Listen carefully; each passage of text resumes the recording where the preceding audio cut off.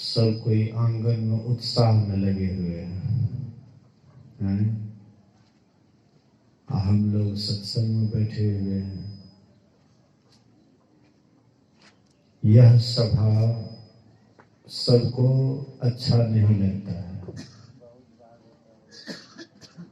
जिनके भीतर में सात्विक वृत्ति होती है, सात्विकता की अधिकता होती है, उन्हीं को सत्संग अच्छा लगता है।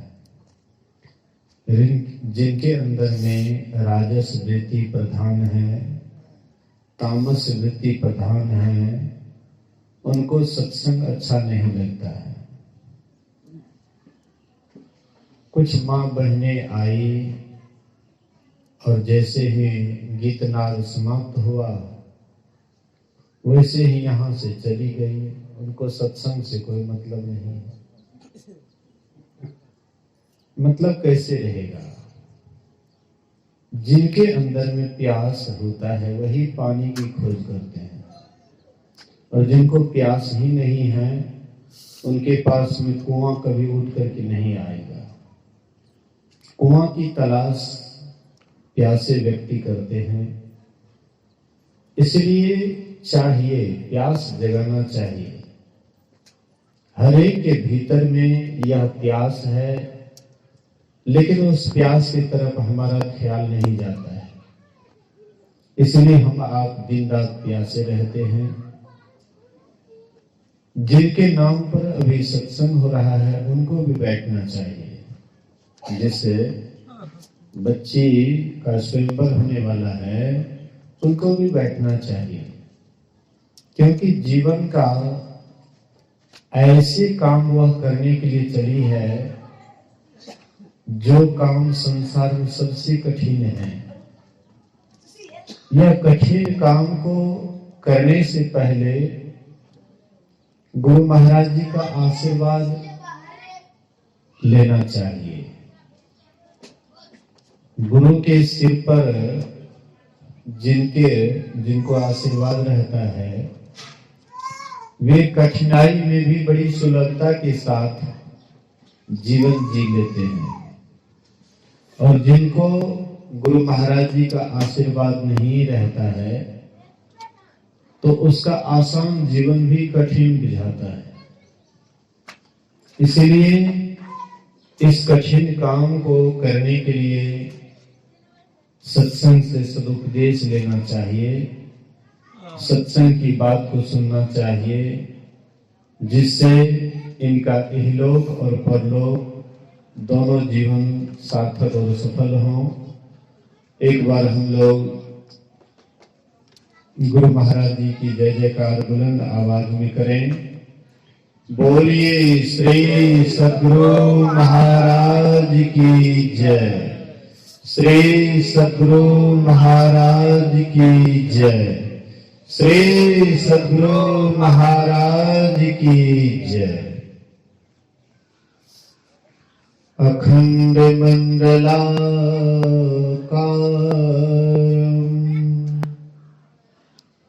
व्याप्तं येन चराचरं तत्पदं दर्शितं येन तस्मै श्री गुरुवे नमः। धन्य धन्य सतगुरु सुखदा महिमा कही ना जाए। जो कछु कहा तुम्हारी कृपा मोते कछु न बसाए। सर्वत्र सर्वदा वर्तमान सद्गुरु महाराज जी के पावन चरणों में कोटि कोटि नमन। उपस्थित गुरुजन, धर्म प्रेमी सत्संगी बंधुओं, पूजनीय माताओं तथा भक्तिमती बहनों, 2 दिवसीय संतमत सत्संग का आयोजन श्रद्धेय रामचंद्र बाबू के निवास स्थान पर हो रहा है। इसका भी कारण है, आप लोगों को जानकारी है कि उनके सुपुत्री का, पुत्री है ना, रामचंद्र बाबू के सुपुत्री का श्रृंगार होने वाला है और साथ ही साथ कल मुंडन संस्कार भी होने वाला है।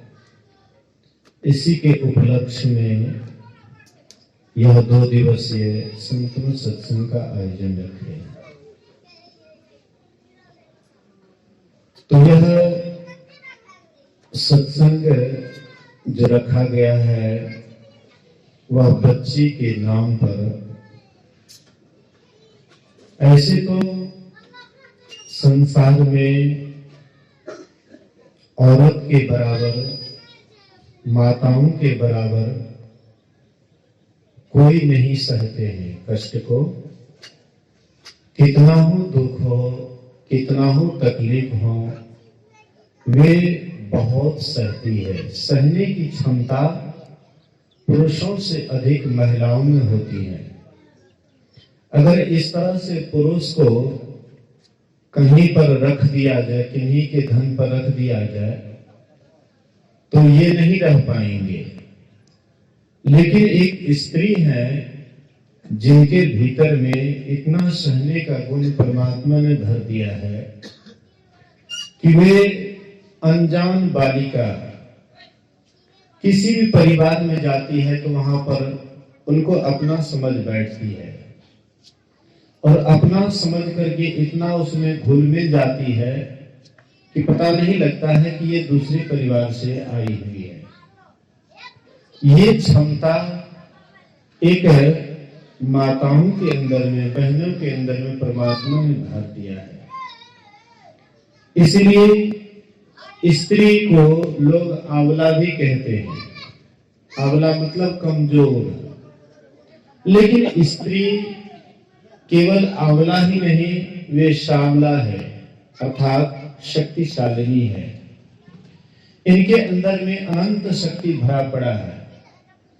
अगर यह अपने वह अनंत शक्ति को जान ले तो ये अपने आप को एक शक्तिशालिनी के रूप में, एक विशेष इनके अंदर में शक्ति आती है। और वह शक्तिशालिनी, वह श्यामलापन कैसे आता है? तो स्त्रियों को एक पातिव्रत धर्म का पालन करने से।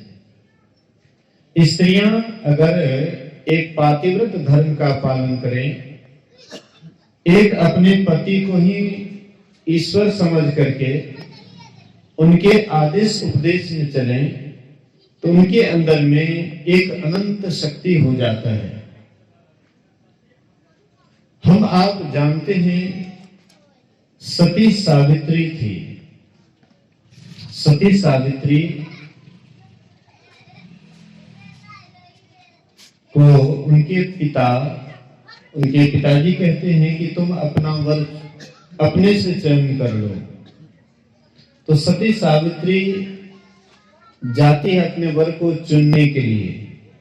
एक जंगल में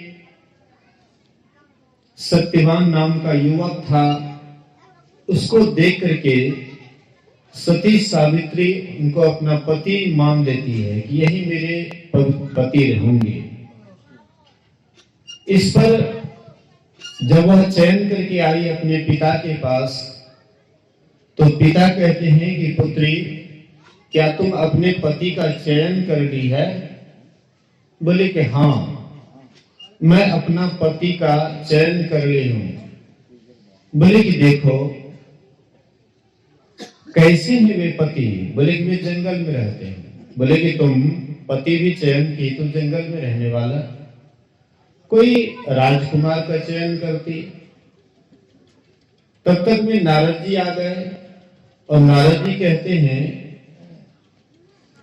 कि पुत्री, जिसको तुम पति रूप में चयन की है वे अल्पायु है, उनका ज्यादा दिन तक वे नहीं रहेंगे, कुछ ही वर्षों के बाद वे अपना चोला छोड़ देंगे।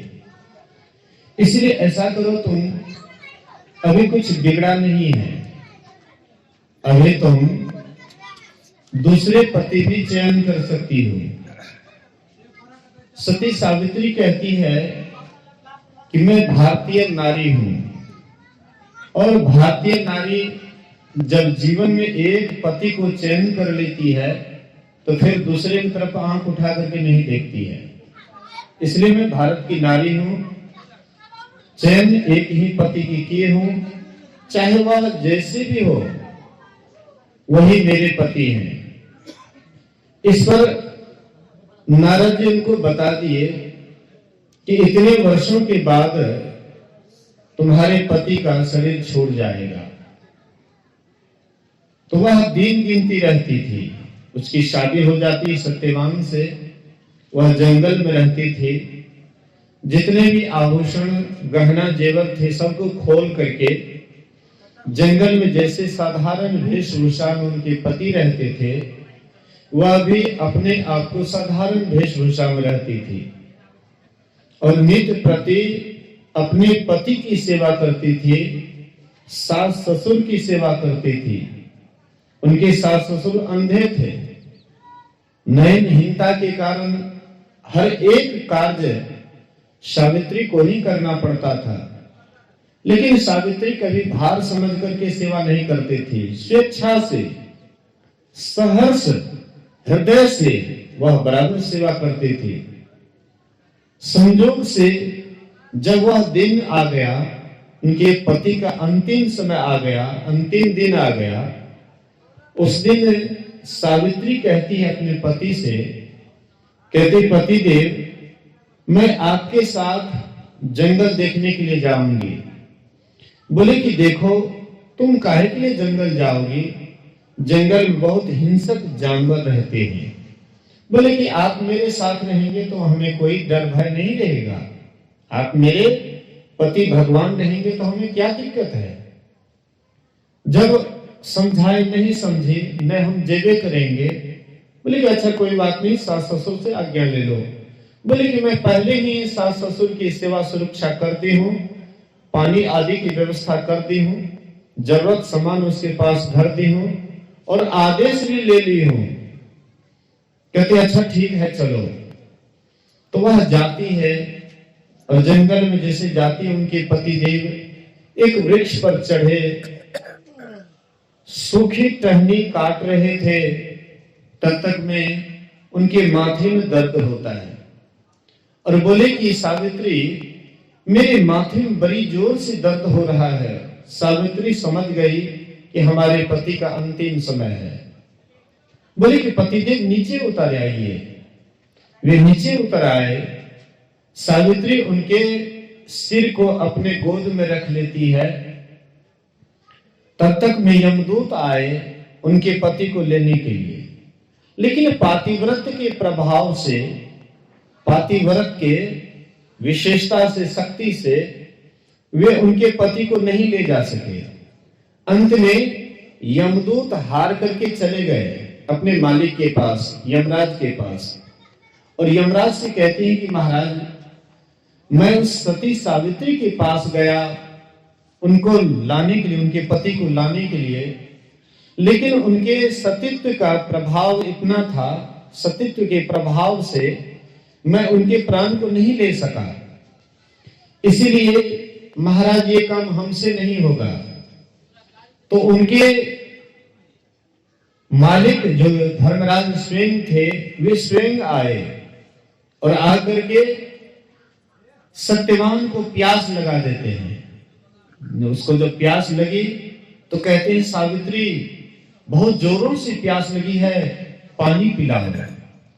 सावित्री जाती है पानी लाने के लिए और तब तक उनके पति को उनके शरीर से निकाल लिए और उसको लेकर के, सूक्ष्म शरीर को लेकर के बांध करके उसको ले जाने लगे।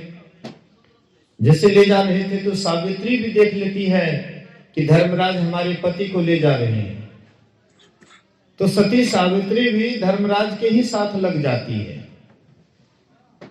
आगे आगे धर्मराज उनके पति को ले जा रहे हैं और पीछे से सती सावित्री भी जा रही है। धर्मराज उलट करके देखे तो देखते हैं कि सावित्री भी आ रही है। बोले कि बेटी, इधर सब नहीं जाते हैं, जिनका समय पूरा हो जाता है, जिनकी आयु पूरी हो जाती है, वही इधर जाते हैं। इसलिए बेटी, तुम्हारे पति का समय खत्म हो गया है, आयु पूरा हो गया है, इसलिए मैं तुम्हारे पति को ले जा रहा हूं। हाँ, अगर तुमको कोई वरदान चाहिए तो तुम हमसे वरदान मांग लो। तो वह कहती है कि अगर आप मुझे वरदान देना चाहते हैं तो हमको ये वरदान दीजिए कि हमारे सास ससुर को आंख हो जाए। हमारे सास ससुर आंख से अंधे हैं, इसलिए उनको आंख हो जाए। कहते हैं एक मस्तु ऐसा ही हो। फिर आगे बढ़ते हैं धर्मराज। कुछ जब और आगे बढ़े, फिर पीछे पीछे आ रही थी सावित्री। बोलिए श्री सद्गुरु। ऑपरेटर जी, अरे सत्संग हो रहा है, मोबाइल से इतना जोर से बात मत कीजिए और बाद में कीजिएगा, प्रवचन के बाद ये सब गप कीजिएगा। आप लोग सत्संग के वैल्यू नहीं देते हैं, सुनते नहीं हैं, तो कम से कम डिस्टर्ब मत कीजिए। बोलिए श्री सद्गुरु।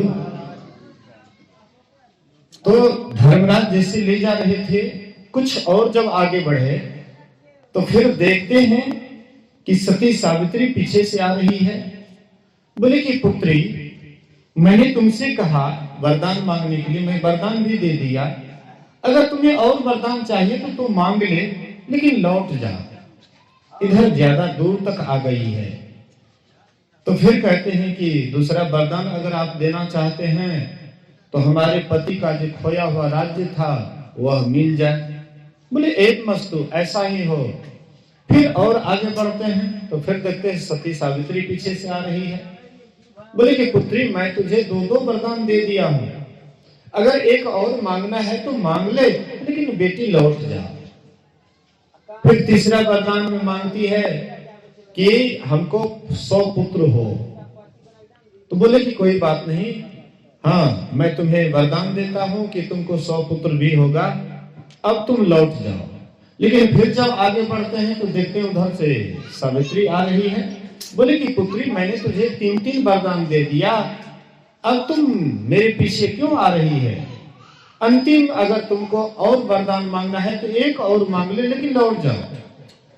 तो सती सावित्री कहती है कि आपका वचन सत्य हो जाए, चौथा वरदान में मैं यही मांगती हूं। धर्मराज चुप गए कि मेरा वचन सत्य हो जाए, इसका मतलब झूठा होने वाला है मेरा वचन? बोले कि हाँ, आपने जो कहा कि 100 पुत्र हाँ तुमको होगा, और आप मेरे पति को अपने साथ ले जा रहे हैं, जब हमारे पति ही नहीं रहेंगे तो 100 पुत्र कहां से होगा?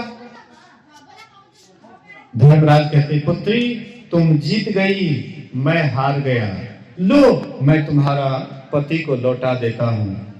फिर वही स्थूल शरीर में सूक्ष्म शरीर को घुसा दिए, सत्यवान जीवित हो उठा और फिर उसका खोया हुआ राज्य भी मिल गया। उनके सास ससुर को आंख भी मिल जाती है और उनको 100 पुत्र का मोह भी देखी। मतलब कहने का, एक अगर पतिव्रता नारी हो तो वह धर्मराज को भी झुका देती है, धर्मराज को भी मजबूर कर देती है।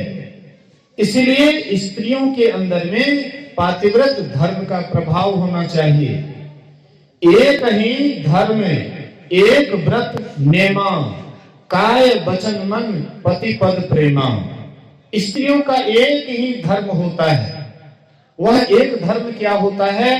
तो पति की सेवा करनी, ऐसी सेवा करनी जिससे कि पति को स्वप्न में भी तकलीफ ना हो, कष्ट ना हो।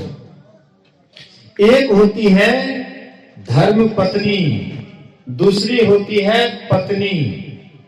जो धर्म पत्नी होती है वे स्वयं धर्म की ओर जाती है, अपना भी सत्संग ध्यान करती है और अपने पति को भी सत्संग ध्यान करवाती है, अपना भी शुभ काम करती हैं, अपने पति से भी शुभ कार्य कराती है।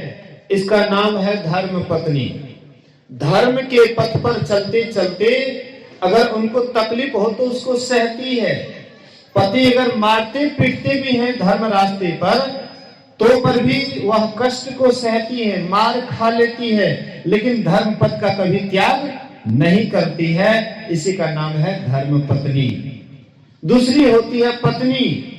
अपना वे स्वयं पतन की ओर जाती है और अपने घर परिवार को भी, अपने पति को भी पतन की ओर ले जाती है।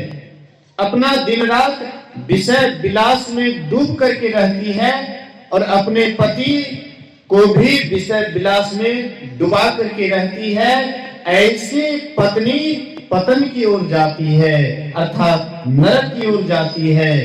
लेकिन जो धर्म पत्नी होती है वह क्या करती है? अभी हम आप सुन रहे थे, सीता जी को उपदेश कर रही थी उनकी मां सुनैना। सास ससुर गुरु सेवा करहूं, पति रुख लागी आयसु अनुसर हूं। हे सीता, सास ससुर की सेवा करना। सास ससुर की सेवा क्यों करना चाहिए? इनसे क्या लाभ होता है? जो वृद्ध हो जाते हैं वे अपने से अपना सेवा करने में असमर्थ हो जाते हैं, और जो जवान होते हैं, हट्ठे कट्ठे होते हैं, उनके अंदर में जो वह जवानी परमात्मा दिए हैं वे वृद्धों की सेवा करने के लिए दिए हैं। अपना भी वे सेवा करे और साथ साथ वृद्ध जनों की भी सेवा करे। लेकिन अगर जो जवानी शरीर को, जवान शरीर को बैठा सुला करके रखते हैं तो उसका जवानी ऐसे ही आलस में उसका बीत जाता है। जो आलसी व्यक्ति होते हैं उनका इहलोक भी दुखमय होता है और परलोक भी दुखमय होता है। गुरु महाराज कहते थे कि इंद्र निरालसी होने के कारण इंद्रासन का राज्य पाया। निरालसी होने के ही कारण इंद्र को इंद्रासन का राज्य मिला। इसीलिए भगवान बुद्ध भी निरालसी थे।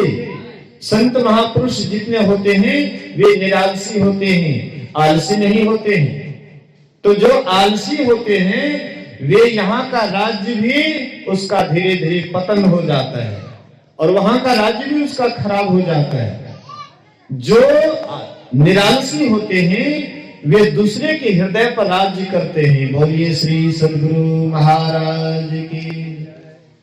जो निरालसी औरत होती हैं, जो मां बहने निरालसी होती हैं, वे अपने पति के हृदय पर राज्य करती हैं, सास ससुर के हृदय पर राज्य करती हैं, बड़े गुरुजनों के हृदय पर अपना राज्य जमा लेती है, अर्थात उनके हृदय पर राज्य करती है। कहने का मतलब उनके आदेश उपदेश में चलती है। लक्ष्मी का 3 जगह निवास होता है। झाड़ू के नोक पर, पहले दीपक के लौ पर, अब कह दीजिए बल्ब के लौ पर, रोशनी पर। रोशनी जब आपके घर में होता है तो बड़ा ही सुंदर रहता है, अच्छा लगता है। और स्त्रियों के ओठ पर, लक्ष्मी का निवास स्त्रियों के ओठ पर, झाड़ू के नोक पर, बल्ब के रोशनी पर। तो ये स्त्री, ये माताएं, ये चाहेगी तो स्वयं लक्ष्मी बन करके घर में आती है। अभी यहाँ पर जो बच्ची है उनको देख लीजिए, लक्ष्मी का न इतना लोग फोटो लेंगे। देखिए उधर से मतलब आ रहे थे तो एकदम वीडियो कैमरा वाला एकदम उसका एकदम फोटो ले रहे थे खूब बढ़िया से। हम लोग को ना भगवान थोड़े हैं, हम लोग फोटो लेंगे। अभी वो लक्ष्मी बनी हुई है, साक्षात लक्ष्मी बनी हुई है। एकदम उसका वीडियो कैमरा चल रहा है, उसको खूब बढ़िया से गौर से ले रहे हैं। अर्थात तू लक्ष्मी है, इसीलिए तुम्हारा इतना आदर हो रहा है। अगर ऐसे ही इसी तरह से अगर तू लक्ष्मी बनकर के पूरा जीवन को बिता देगी तो तब सब अपने हृदय में, हर एक अपना हृदय में तुम्हारा फोटो लेकर के तुम्हारी पूजा करेंगे।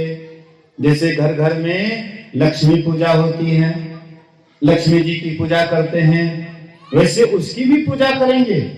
लक्ष्मी कोई आकाश से नहीं टपका है, हमारे घर की माँ बहनें ही लक्ष्मी है।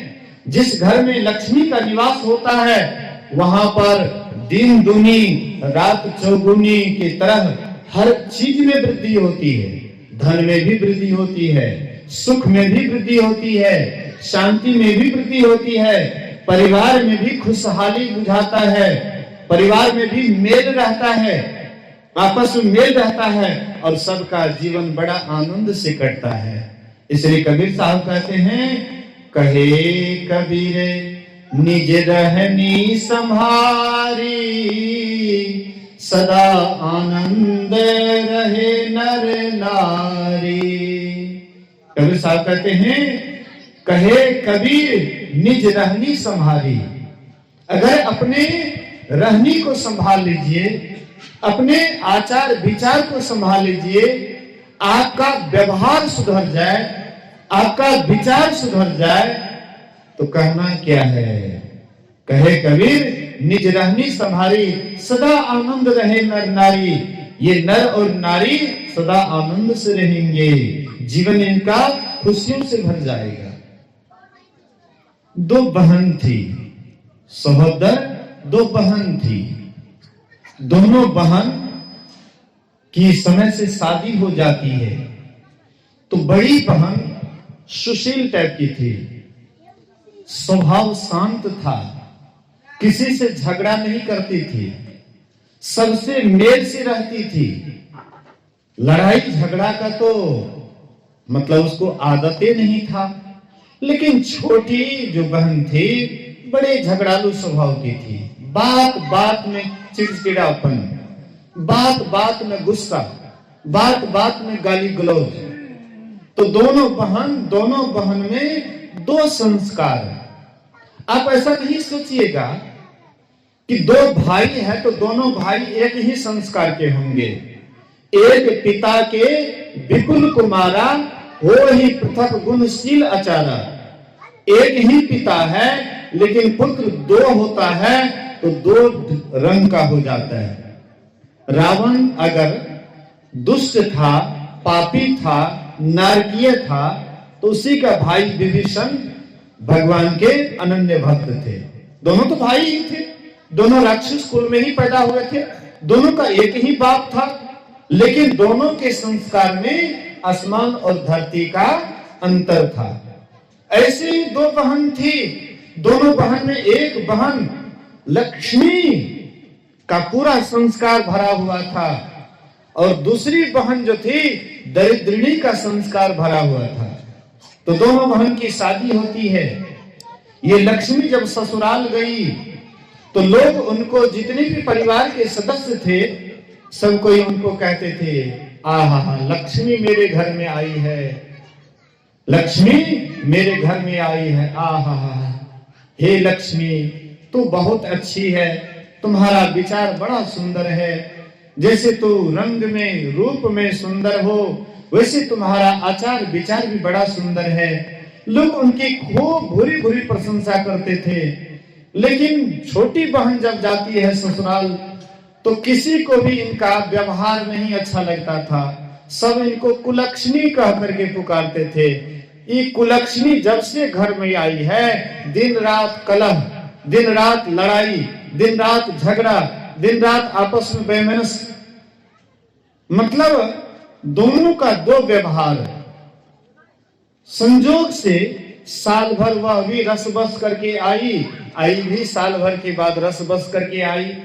और दोनों जब यहाँ आई, नहर आई, तो जो बड़ी बहन थी सुशील टाइप की, अच्छे संस्कार वाली, तो इस बहन के यहाँ से चिट्ठी पर चिट्ठी, पति अलग चिट्ठी लिखे, सास अलग चिट्ठी लिखती थी, ससुर जी अलग से चिट्ठी लिखते थे, जेठानी जेठ सबके सब अलग से चिट्ठी लिखते थे, देवर ननद अलग से चिट्ठी लिखते थे कि जब से इस घर से गई है ये घर सुना सुना पड़ गया है, तुम कब आ रही है, इसलिए तुम्हारा सबका इंतजार है।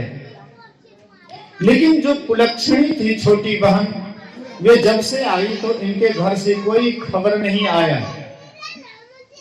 ए तोरा आरु कौन सी पंचायत करे छी? बोलिए श्री सदगुरु महाराज की जय। इधर प्रवचन होता तो वो लोग भी अपना प्रवचन शुरू कर देते हैं। बोलिए श्री सदगुरु।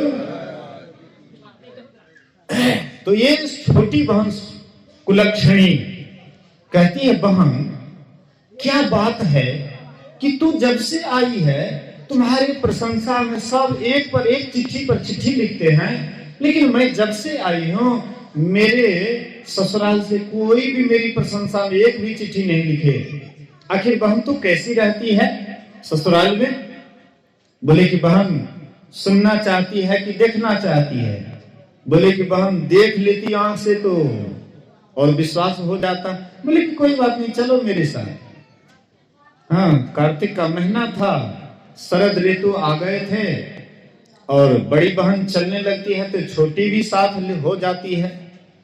तो वहां जाती है तो ठंड का मौसम था, तो वह क्या करती थी, सुसुम पानी कर देती थी, गर्म पानी कर देती थी, फिर उसमें ठंडा पानी मिला करके सुसुम बना देती थी। सास ससुर को मतलब कैसे ठंडा पानी से स्नान करेंगे, इसलिए सुसुम पानी की व्यवस्था, पीने के लिए सुसुम पानी की व्यवस्था, हर एक तरह से जिनकी जैसी इच्छा थी, जिनके भीतर में जो इच्छा रहती थी उसी तरह से सेवा करती थी। छोटी बहन देखती, ओ यही सब करने के बाद इसको लोग लक्ष्मी कहते हैं, तो वह देखा देखी करती है लेकिन ठीक से समझ नहीं पाई। और तब तक में जब वह ससुराल से आई तो तब तक में जेठ बैसाख का गर्मी का मौसम आ गया था। जब वहां से आई अपना ससुराल गई तो जेठ बैसाख में इधर से खौलता हुआ पानी व्यवस्था करके रखे। ओ सास ससुर को ऐसे स्नान करवाते थे तो घर में पानी लेकर के ससुर जी को स्नान कराने लगे तो ढुल ढुल फुक्का। ससुर जी ऊपर से और उसको क्या क्या नहीं कहने लगे, गाली पर गाली देने लगे।